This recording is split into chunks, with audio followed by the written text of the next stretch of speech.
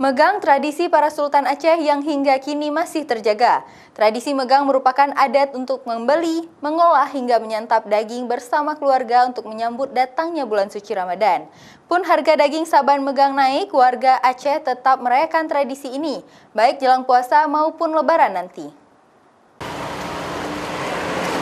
Tradisi megang diperingati setiap jelang Ramadan dan lebaran Idul Fitri maupun Idul Adha.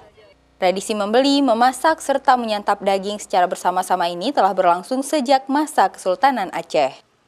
Terasa tidak lengkap bila tidak membeli daging megang bila Ramadan datang.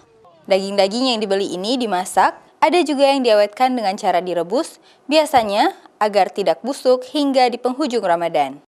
Perayaan Hari Megang tidak hanya berlangsung untuk menyambut bulan Ramadan, tetapi juga untuk menyambut Hari Raya Idul Fitri dan Hari Raya Idul Adha. Sehingga megang juga menjadi waktu untuk berkumpul bersama keluarga.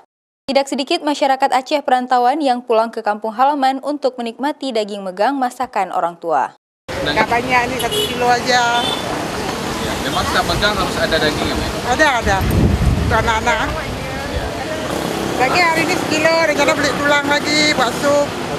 Berapa harganya? Harganya 16. Harganya 16.